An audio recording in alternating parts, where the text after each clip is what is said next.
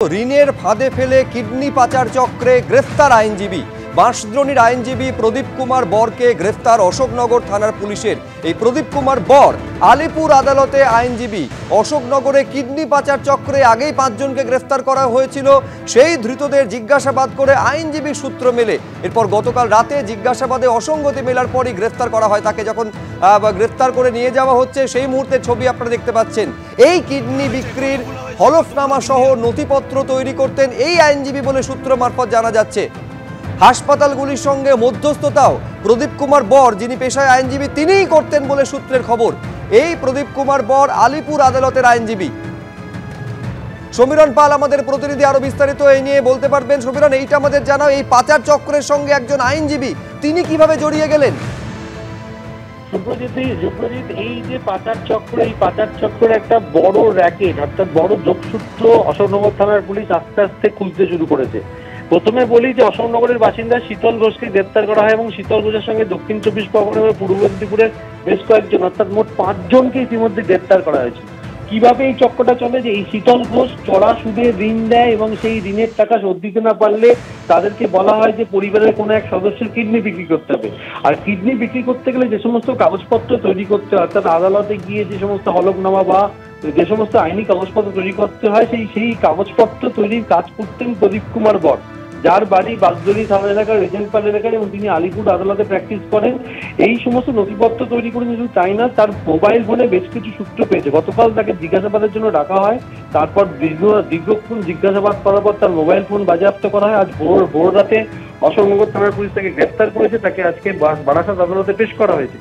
এর আগেই কলকাতার একটি বেসরকারি হাসপাতালের 2 ম্যানেজমেন্টের কর্মচারীকেও জিজ্ঞাসাবাদ করা হয়েছিল এবং তাদের সঙ্গে এই যে কিডনি পাচারকারীদের কিছু যোগসূত্র পাওয়া গেছিল। তারপর এই আইনজীবীর নাম আসে এবং আইনজীবীর মাধ্যমে সমস্ত কাগজপত্র তৈরি করা হতো, নথি তৈরি করা হতো। সেই কারণে তার কথাবার্তা অসঙ্গতি এবং তার এই পাচার চক্রের সঙ্গে যুক্ত থাকার কথা ভেবেই পুলিশ তাকে গ্রেপ্তার করেছে। আজকে তাকে বারাসাত আদালতে পেশ করা হয়েছে। এই নিয়ে মোট গ্রেপ্তারের সংখ্যা বেড়ে দাঁড়ালো 6। এবং শুধু তাই না, অশোকনগর, হাবড়া এই চত্বরে এরা বিভিন্ন মানুষকে চড়া সুদে ঋণ দিয়ে তাদেরকে চাপে ফেলে কিডনি বিক্রি করাতো এবং একজনের কিডনি বিক্রিও করে ফেলেছিল। আরেকজনের কিডনি বিক্রি সংক্রান্ত নথিপত্র প্রস্তুত হয়ে গেছিল, কিন্তু শেষ মুহূর্তে তিনি বুঝতে পারায় সেই কিডনি বিক্রি করেননি। আর সেই সংক্রান্ত কাজে সাহায্য করতেন এই প্রদীপ কুমার বর, তাকে গ্রেপ্তার করেছে অশোকনগর থানার পুলিশ। ধন্যবাদ সমীরণ।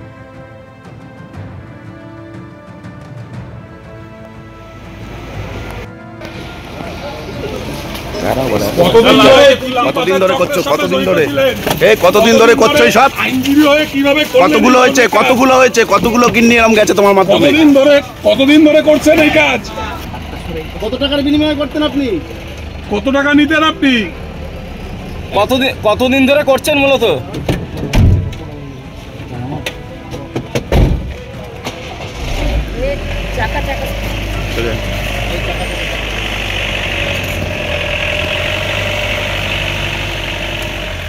কতদিন ধরে করতেন এই কাজ?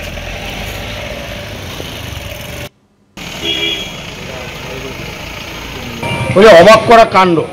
ব্যাপারটা হচ্ছে, যাদের কাজ হচ্ছে মানুষকে আইনি পরামর্শ দেওয়া, সেই 2-1টি মানুষকে দেখা যাচ্ছে যে লয়ার হয়ে তারা কিডনি পাচারকারী যারা, তাদেরকে আইনি সহযোগিতা করছেন।